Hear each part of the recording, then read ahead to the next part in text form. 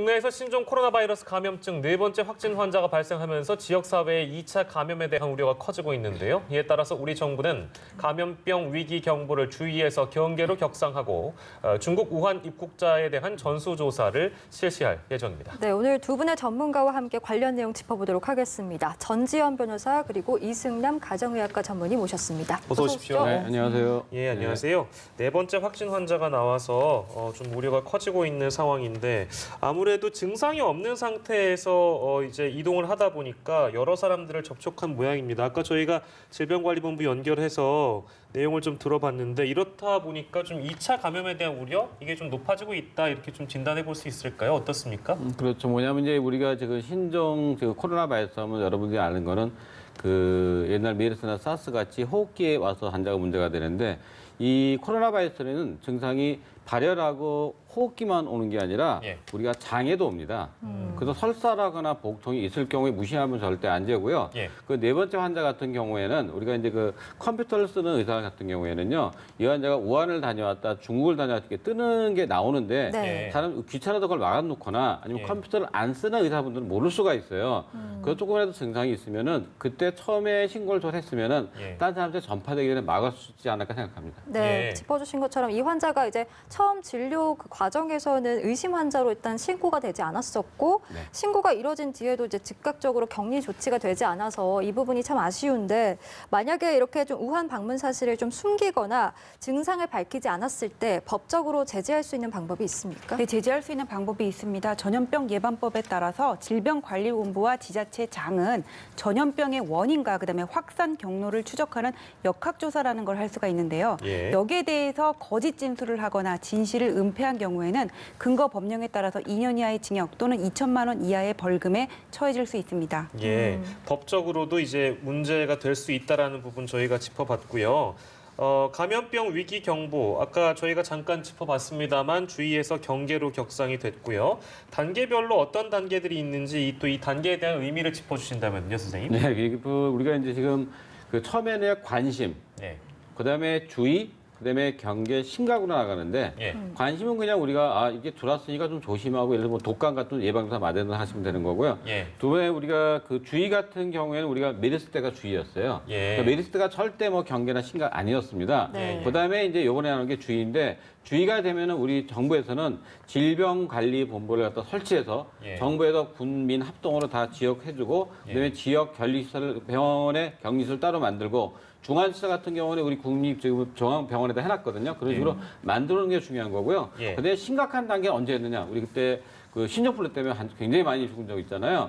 그런 정도를 심각 정도로 보기 때문에 지금 주의 정도가 되게 되면요. 격리 조치를 잘하고 신환이 잘 안 생기게 하게 되면은 많은 위험을 막을 수가 있습니다. 지금은 늦지 않았습니다. 그러니까 그럼 그 메르스 때는 주의까지 갔고 지금 현재 상황은 경계인 상황인데 굳이 비교를 하자면 어떤 차이점이 있어서 지금 이렇게까지 경계를 올렸다. 그러니까 경계를 올렸다는 건 우리 정부가 그만큼 지역사회에 전파될 가능성이 어느 정도 있고 우려가 있으니까 경계를 올린 거잖아요. 근데 메르스 때도 사실은 보면 그때 안 심각하지 않았기 때문에 심각했던 상황이었는데 굳이 비교를 한다면 어떤 차이점이 있는 거예요? 왜 그러냐면요. 메르스 때 환자 늘어난 걸 통계를 내봤더니 그때는 그 처음에 발생하고 9월인가 8월까지인가 4월까지가 1,000명밖에 아니 500명밖에 안 됐어요.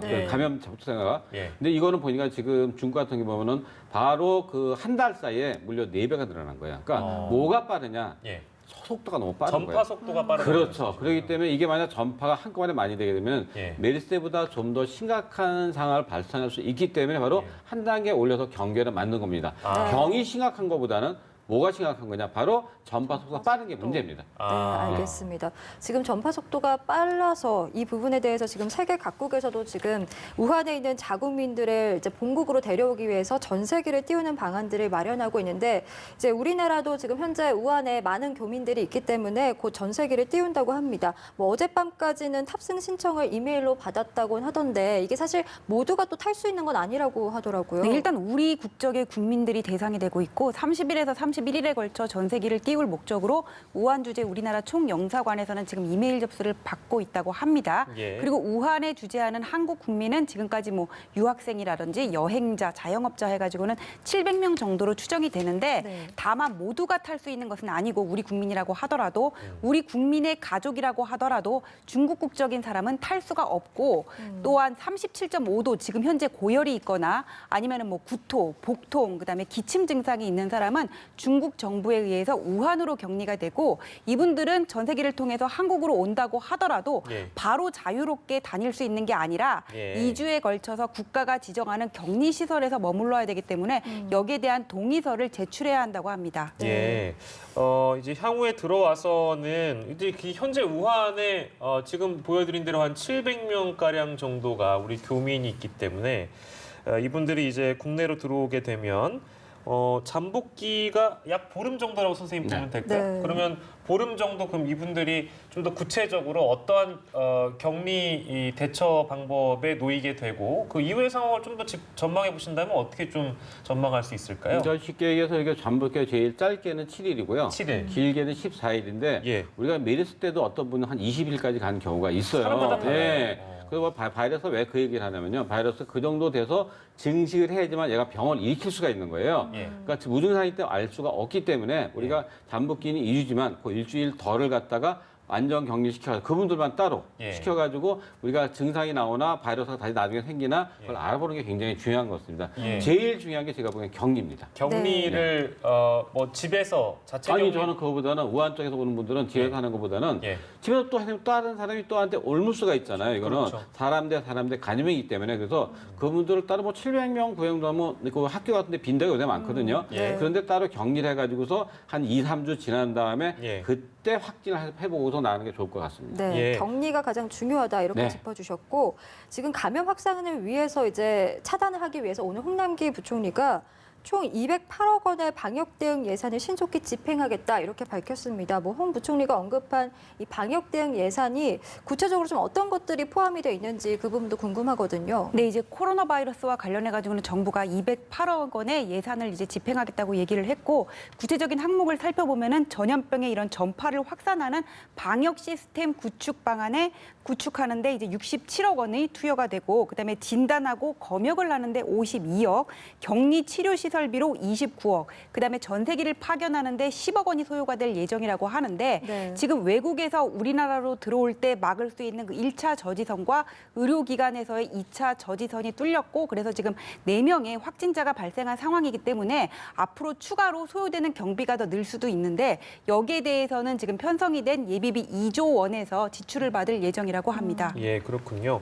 중국은 이 우한하고 주변 도시들에 대한 봉쇄를 시작했는데 그 전에 사실은 그 직전까지 한국에 유입된 인구가요 6천 명 정도가 넘는다고 해서 이 부분도 조금 걱정이긴 한데 뭐 지금 이제 이후에는 우리 정부가 뭐 전수조사 한다고 네. 하잖아요. 근데 이제 숫자가 너무 많을 것 같아서 이 문제는 시간이 좀 오래 걸릴 것 같기도 하고 어떻게 해결할 방법이 있는지 어떻게 좀 보고 계세요? 해결할 방법은 당연히 없고요. 지금 말씀하신 대로 전수사 조사하는 방법, 예. 그러니까 2주 동안 지금부터 보는 방법 하나 하고요. 네네. 가장 중요한 건 뭐냐? 그 자기가 증상이 생긴 사람이 보건당국에서 신고하는 게 굉장히 중요합니다. 네. 그러니까 자기가 증상이 고열이 있고 호흡기 증상이 있는데 병원을 가서 치료받게 되면 병원에 또 옮길 수가 있기 때문에 그렇겠죠. 그것보다는 질병관리본부 1339인가 그쪽이나 보건소에다 연락을 해서 예. 따로 자기를 격리해달라는 게 가장 중요하다고 봅니다. 네. 뭐 저희가 질병관리본부 연결해서 뭐 정부의 이야기도 들어봤지만 지금 중국에서 국내로 들어오는 사람들에 대해서 검역을 한층 강화하기로 했거든요. 어떻게 좀 강화가 되는 건지 그리고 만약에 이 부분에 대해서 불응을 한다면 제재할 수 있는 방법은 또 무엇인지 짚어주시죠. 우한 같은 경우에는 우리나라랑 지금 직항 노선은 없는 걸로 알고 있거든요. 그렇게 되면 이 탑승 기록을 보더라도 이 사람이 뭐 우한을 통해서 왔는지 이런 것들을 잘 알 수가 없어요. 그다음에 지금 4명 확진자 중에 몇 분도 입국을 할 때는 무증상 상태였다 그러거든요. 예. 그만큼 잠복기가 길단 말이에요. 그래서 이게 정부 당국이 드러난 자료만을 가지고는 이 사람이 어떤 뭐 이렇게 감염 발생이 뭐 확산 가능성이 있는지 판단을 할 수가 없기 때문에 예. 비행기를 타고 들어오는 승무원이나 승객들을 대상으로 이제 아마 설문지를 돌리게 될 겁니다. 거기에 보면은 최근 3주 동안 중국의 어느 지역을 방문했었는지, 그다음에 현재 무슨 복통이라든지 구토 아니면 기침, 발열 증상이 있는지를 물어볼 텐데 여기에 대해서 허위로 작성을 한다거나 아니면은 진실을 은폐한 경우에는 이런 경우에는 이제 검역법이 적용이 되거든요. 네. 그 허위로 기재한 사실이 드러날 경우에는 이 경우에도 역시 1년 이하의 징역 또는 1천만 원 이하의 벌금에 처해질 수 있는 문제가 있습니다. 예, 다시 말씀드리지만 문제가 될 수 있다는 부분 법적으로 저희가 계속해서 짚어드리고 있고요. 잠복기 얘기를 저희가 초반부터 계속 해왔는데 중국 보건당국 관계자가 이런 얘기를 했습니다. 그러니까 언론에 뭐라고 얘기했냐면 잠복기에도 전염 가능성이 있다라고 밝혔는데 아까 저희도 잠깐 소개해드렸는데 네. WHO죠 세계보건기구에서는 뭐 아직 사실로는 확인되지 않았다 이렇게 지금 선을 그은 상황이라서 이 부분은 어떻게 저희가 좀 구분해서 바라봐야 될까요? 왜냐하면 우리가 바이러스라는 게요 들어오자마자 바로 많이 확 자라는 게 아니에요. 네. 그래서 모든 사람이 우리가 감염이 돼도 다 병이 생기는 게 아니거든요. 그건 예. 뭐냐 면역에 관계되는 건데 그래서 바이러스가 돌아서 그 증식을 많이 해서 일주일에서 보름이 지나서 얘가 확 퍼져서 커져야지만 남한테 전염성을 지켜줄 수 있기 때문에 예. 제가 아마 중국에서 얘기하는 그 잠복기 중에 우리가 바이러스가 전염될 수 있다는 거는 거의 의학적으로 불가능하다고 보는 거고요. 예. 한 가지 가능성은 중국에서 너무 늦게 대처했기 때문에 예. 그 잠복기가 지난 사람들 갖다 하다 보니까 예. 갑자기 환자 많이 퍼졌잖아요. 그러니까 예. 아마 이건 잠복기에도 감염이 되지 않을까 추측을 한 거라 하루 됩니다. 그러니까 선생님 말씀은 네. 잠복기에 전염 가능성이 있다는 것은 의학적으로 굉장히 이례적인 거의 상황이다. 그게 없다고 만약에 보는 사실이라면? 거의 아. 없다고 보는 거예요. 왜냐면 잠복기는 바이러스가 얼마 안 되기 그래요? 때문에 우리가 균이라는 거는요 어느 정도 양이 많아야지 바깥으로 튀어나오는데 예. 그게 없는데 나오는 건 문제가 되기 때문에 그래서 예. WHO에서도 가능성이 별로 없다 하는 거가 중국에서 혹시 이렇게 좀 그 자기네 좀 이렇게 예, 예. 미안하니까 예. 그걸로 미봉책으로 그럴 수도 있다고 발표한 거고 아까도 저기 그 질병보건관리실장에서 그랬잖아요. 예. 거기 중국에서도 확답을 해줄 수 없다 한 게 그런 네. 이유 같습니다. 그러면 저 이게 사실은 그 보통 우리가 이런 어떤 감염 증상이 있는 전염 가능성이 있는 이런 병들이 이제 국내로 들어오게 되면 사스 때도 그랬고 네. 신종플루 때도 그랬고 메르스 때도 그랬고 이제 검역에 구멍이 뚫린 거 아니냐라는 보도가 많이 이제 국내 언론 보도가 있었는데 그러니까 간단히 해석을 해보면 증상이 전혀 없는 상태에서 그러니까 잠복기 때 결국에 들어왔다는 얘기 그러니까 세 번째, 네 번째 확진자의 경우에는 무증상이고 잠복기 상황에서 이게 만약에 아까 말씀대로 전혀 의학적으로 불가능한 상황에서 이게 퍼졌다면 이거를 실제 검역에 구멍이 뚫렸다고 바라보고 있다는 거는 이게 이 인식이 맞는 겁니까? 어떻게 안 좀 되죠. 증상이 볼수 없는데 있을까요? 우리가 미리 바이러스를 갖다가 검사를 하려면요. 예. 침이나 쿠강에서 그 바이러스를 채취를 해야 되거든요.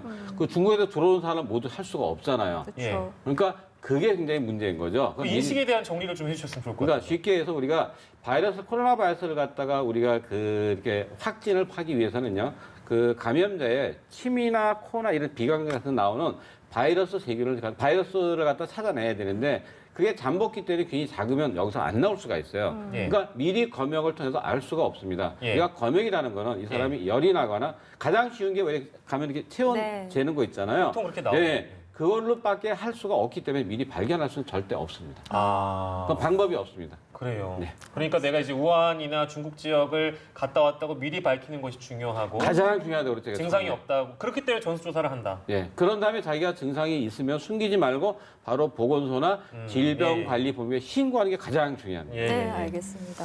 이렇게 지역사회에 이제 우려가 계속해서 커지면서 지금 중국인 입국 금지 요청이라는 청와대 국민청원글에도 지금 50만 명이 넘게 참여를 했습니다. 앞서 의사협회에서도 좀 비슷한 얘기를 했던 것 같은데 정부로선 사실 또 신중할 수밖에 없는 문제인 것 같아서 이 부분 어떻게 좀 보십니까? 네, 지금 국민청원이 50만이 넘었다고 하잖아요. 국민들의 불안한 마음은 충분히 이해가 가지만 정부로서도 이 부분과 관련해가지고는 여러 가지를 고려할 수밖에 없는 게 첫 번째는 이게 어떤 외교적인 문제를 야기할 수가 있습니다. 네. 특정 문화에 대한 어떤 혐오나 비하로 비춰질 수가 있다는 건데 예. 지난 메르스나 아니면은 사스 때도 국제사회에 이런 전례가 없었고 2014년에 캐나다에서 에볼라와 관련해서 아프리카 특정국에 입국 금지를 했다가 세계적인 비판을 받은 적이 있어요. 네. 그다음에 두 번째는 우리 실물 경제에 미치는 영향인데 지금 이런 무슨 연필 하나, 공산품 하나까지 지금 중국과 우리나라는 밀접하게 전체적으로 경제가 연결돼 있는데 여기서 중국인의 입국 금지를 아예 그냥 전체적으로 실행을 해버리면은 예. 우리나라 전체 경제에 미치는 영향을 또 무시할 수가 없고 또 세 번째는 뭐냐면은 이렇게 중국인의 입국 금지를 함으로써 완전히 전파 가능성을 차단하고 국민들이 더 이상 불안해하지 않을 수 있게 하는 그런 실효성이 담보될 수 있으면 모르겠는데 네. 이미 1차 저지선 뚫려가지고 4명의 확진자가 발생을 했고 뭐 직접적으로 간접적으로 접촉한 사람도 지금 100명이 넘는단 말이에요. 좀 4명을 다 따져보면 예. 이런 상황에서 지금 와서 중국인의 입국 금지를 했을 때 과연 전파를 막는데 실효성이 있느냐 예. 차라리 검역을 강화하는 게 낫지 않냐 예. 이 부분과 관련해서도 지금 전문가들 사이에서 논란이 있기 때문에 정부로서는 신중할 수밖에 없는 부분입니다. 예, 그러니까 이 부분도 저는 이제 선생님께 좀 여쭤보고 싶은 게 네. 만약에 중국인들 입국 금지가 떨어진다고 하면 이건 저희가 사실은 파악할 수 없는 미립국자들도 분명히 있을 수 있잖아요. 그럼요. 그렇게 되면 그건 파악이 불가능한 상황이죠. 절대 불가능하죠. 그러니까 중국인 입국 금지를 하게 되면 그런 부분들을 그게 이제 큰 우려 중에 하나일 텐데 예. 그거를 감안하고 해야 되는 거 아니겠습니까? 해야 이 되고 부분은? 더 한 가지는 만약 입국 금지를 하게 되면 제가 보기엔 미입국자가 더 늘 것 같아요. 그렇겠죠. 근데 두 번째는 뭐가 중요하냐면은 우리가 비행기 타고 오시는 분이나 배 타고 오시는 분이 있잖아요. 예. 그 승무원들이 몇 번 손님이 자기는 소일지 모르니까 기침을 하는 것 같고 열하는 것 같다 할 경우에는 체크하게 해가지고 정부 당국에다 알려줘서 예. 미리 조사를 하기는 굉장히 좋을 것 같습니다. 예, 예. 아무튼 이 중국인 입국 금지 요청이라는 국민청원 글이 올라온 배경에 대해서는 글쎄요, 좀 여러분들께서 조금 세밀하게 좀 들여다보시는 게 좋을 것 같고요.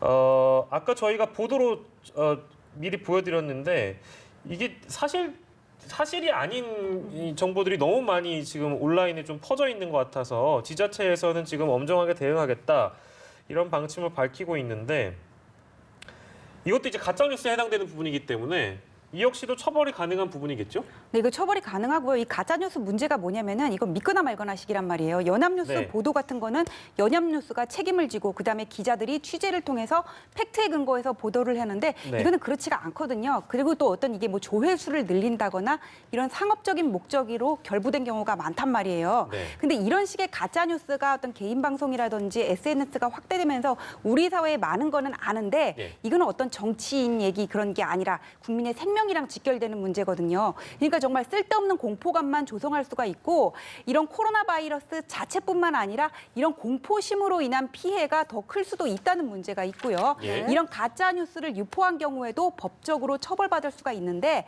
전기통신기본법에 따라서 이런 허위 사실을 제공한 경우에는 3년 이하의 징역 또는 3천만 원 이하의 벌금에 처해줄 수가 있고요. 누군가를 특정을 해가지고는 특정인에 대한 어떤 질병과 관련해서 허위 사실을 퍼뜨렸다면은 예. 그 사람에 대한 명예훼손에 해당해서 징역 7년까지도 갈 수 있는 문제가 있고 예. 또 이런 허위 사실을 퍼뜨리는 과정에서 병원이라든지 식당, 어떤 업소의 영업을 방해하는 결과까지 발생했다면은 예. 형법상의 업무 방해까지도 해당이 될 수가 있는 거고 이러한 문제와 관련해서는 지난 사스라든지 메르스 때도 실제로 처벌을 받은 사람들이 있기 때문에 우리가 이렇게 정식 그런 언론사가 아니라 이런 개인 방송을 통해서 전달되는 사실에 대해서는 각별히 주의를 하고 들어야 되겠습니다. 그러니까요. 네. 뭐 이제 온라인에서 흔히 얘기하는 뭐 몇 번째 확진자가 어딜 갔다더라, 뭐 나도 세상에 어제 거길 갔는데 이런 네. 식으로 유포되는 가짜 정보들이 굉장히 많은 혼란을 주기 때문에 그 부분을 좀 유의를 하셔야 되겠고요. 네, 그리고 그 지금 신종 코로나 바이러스의 감염 경로와 관련해서 뭐 앞서도 짚어주셨지만 공기 중 전파보다는 이제 손이나 비말, 그러니까 침방울을 통해서 전파가 되는 것으로 추정이 되고 있거든요. 지금 아직까지 뭐 백신이나 치료제는 없는 걸로 알려지고 있어서 좀 어떻게 보면 예방이 가장 중요할 텐데 네. 우리가 현실 생활 속에서 좀 예방할 수 있는 방법들이 있다면 어떤 것들이 있는지 좀 지금 짚어주시죠. 침 비말 얘기했잖아요. 그게 이제 손으로 하는 게 아니라 그 침 비말이 떨어졌던 거 손을 만져서 눈이나 코나 입으로 들어가면 생기는 거예요. 그래서 네. 첫 번째는 뭘 잘해야 되겠죠? 손을 잘 씻어야 열심히 씻어야 되네요. 되겠죠. 우리가 30초 정도 씻는 게 중요하고 두 번째 같은 경우 우리가 기침하는 사람들은 마스크를 써서 이 비말이 남한테 가지 않게 예. 네, 마스크를 써야지만 비말이 안 나가야지 옆에 있는 사람이 만약 마스크를 안 썼으면 들어갈 수 있기 때문에 항상 마스크를 쓰는데 마스크는 KF94 뭐 이런 게 있잖아요. 예. 근데 우리가 KF94는 그러니까 94% 필터를 갖다 해주는데 예. 문제는 뭐냐? 이거는 공기가 잘 안 들어가요. 공기 투과율이 작기 때문에 심장병이 있다든지 아니면 이제 우리가 호흡기 장애가 있는 사람들, 어린이들은 힘들기 때문에 KF94 힘들다고 했다가 또 벗어났다 이렇게 하거든요. 그건 좋지가 않습니다. 차라리 KF80을 해가지고서 하루 종일 지속적으로 하는 게 중요하고요. 세 번째는 이 바이러스는 언제 많이 기승을 부리느냐, 공기가 건조하면 잘 침투합니다. 그러니까 물을 충분히 마시고 방 안에 공기가 건조하지 않게 우리가 가습기나 물을 떠넣는 게 좋고요. 빨래는 좋지가 않은 게 빨래는 놓게 되면 거기가 다 발라붙어서 박테리아나 균 같은 게 자랄 수 있기 때문에 그게 중요하고요. 그다음에 세 번째는 자기가 병이 의심되게 되면 바로 공공기관에 가서 보건소나 질병관리본부에 신고하는 게 굉장히 중요했습니다. 또 한 가지 아까 제가 처음에 말씀드렸지만 우리가 발열하고 기침 증상뿐만 아니라 배가 아프거나 설사하는 경우도 바로 이 수가 있기 때문에 꼭 감기 증상이 아닌 배가 아파도 신고하는 게 굉장히 중요하겠습니다. 예, 신고가 중요하다는 말씀이시고 많이 이게 들어보신 얘기일 수도 있을 텐데 마지막으로 요거 하나 확인하고 저희가 이 시간 마무리하겠습니다. 흔히 이제 이게 뭐 루머인지 사실인지는 모르겠는데 뭐 각막을 통해 전염 가능성이 있다? 뭐 이런 글도 많이 올라오고 그건 실제 어떻게 봐야 돼요? 그러니까 예를 들면 눈의 각막을 통해 전염될 가능성이 있기 때문에 우리가 흔히 얘기하는 공중 뭐 목욕탕이나 수영장 같은 곳 가면 혹시나 또 옮을 수 있는 거 아니겠느냐라는 우려를 갖고 계시는 분들도 있는 것 같아서. 예, 근데 그 수영장에 만약 그 바이러스가 있잖아요. 코로나 바이러스면 물에 희석돼서 걔는 없어집니다. 그러니까 그 농도가 중요하거든요. 그러니까 만약에 그 비말이 여기 단데 그걸 갖다 눈을 비부는 올라가요. 그러니까 우리 결막으로 통해야 되는데 각막은 피가 잘 안 통하기 때문에 안 되고 결막이나 코를 쑤셨다. 코 점막을 통해 들어갈 수가 있기 때문에 그거는 주의해야 되고요. 수영장 물을 통해서는 거의 생길 가능성이 없습니다. 그렇군요. 알겠습니다. 예. 오늘 이 시간 마무리하도록 하겠습니다. 두 분의 전문가와 함께했네요. 전지현 변호사, 이승남 가정의학과 전문의와 이 시간 함께했습니다. 고맙습니다. 고맙습니다.